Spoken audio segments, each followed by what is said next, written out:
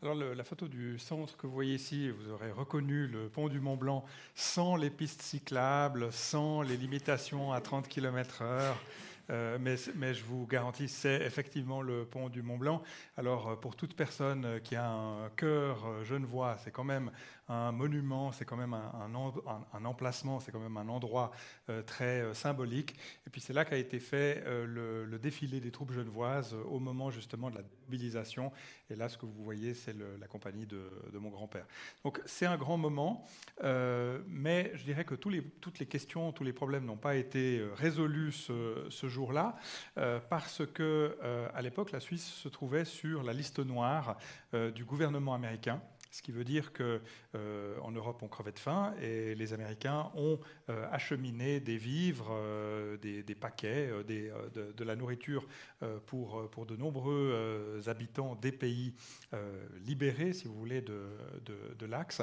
Mais la Suisse n'avait pas droit à cette aide alimentaire, à cette aide à l'époque, parce que le gouvernement américain, à tort ou à raison, c'est une longue discussion, a considéré que finalement la Suisse avait été du côté de l'Axe, enfin c'était pas très clair, et donc jusqu'en 1949, la Suisse était sur la liste noire du gouvernement américain, c'est-à-dire qu'on ne pouvait pas investir en Suisse, il y avait toute une série de limitations sur le plan de l'industrie, et enfin c'est la guerre froide qui a fait que les Américains sont devenus un peu plus rationnels et se sont dit, bon, finalement, on a besoin de tout le monde, y compris de ceux dont on n'est pas très sûr, mais qui sont d'accord de coopérer et de travailler avec nous.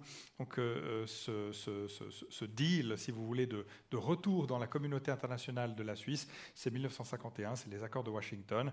Vous avez peut-être entendu parler de ces accords de Washington quand on a parlé des fonds en déshérence. C'est un des dossiers qui a été à ce moment-là traité. Et puis on espérait en 1951 que la Suisse payerait et que quelque part le volume de ces discussions serait terminé. Enfin, il faut savoir que la guerre ne s'est pas terminée du jour au lendemain. En réalité, la plupart des pays européens ont connu le rationnement jusqu'en 1949 pour la France, jusqu'en 1949 pour la Grande-Bretagne, et la France a voulu, parce que c'était une question politique, le général de Gaulle a voulu arrêter le rationnement. Ça ne s'est pas très très bien passé. Il a fallu réintroduire le rationnement en 1947 jusqu'en 1952. Donc il faut bien se rendre compte que ces problématiques de sortie de la guerre, ça ne s'est pas fait du jour au lendemain. Quand vous avez effectivement une guerre aussi massive, aussi importante, qui a totalement modifié le système industriel, le marché de l'emploi. Enfin, on a tout mis, si vous voulez, tête par-dessus les pieds pour cette guerre. Ça a été une mobilisation générale, pas seulement en Suisse, mais j'aimerais dire pratiquement pour le monde entier. Eh bien, il a fallu en fait plusieurs années pour ressortir de ce conflit. Merci Alexandre. Je ne sais pas si Annette, tu souhaiterais encore ajouter quelque chose? Eh bien, oui, la fin de la guerre, donc le 8 mai 1945, c'était à ces déclarations, le peuple quand même voulait revivre et tout ça. Alors en ce qui concerne Lausanne, une grande manifestation s'est déroulée d'un instant à l'autre. Mon père, qui était musicien, a défilé dans les rues. Et puis quand on m'a dit, et puis les enfants, ils étaient au lit, tout simplement. On ne posait pas de questions. On ne sortait pas avec les enfants à ce moment-là. Alors voilà, c'est tout ce que je peux dire de cette fin de ce jour-là. Mais bon, les gens avaient... Vous avez vu maintenant comme ça s'est passé avec le Covid. Maintenant, les gens veulent sortir. C'était un peu ça. Mais c'était pas la fin, puisqu'on était en 1945. Après, les restrictions se sont poursuivies, comme l'a très bien dit M. Vautravers. Merci Annette.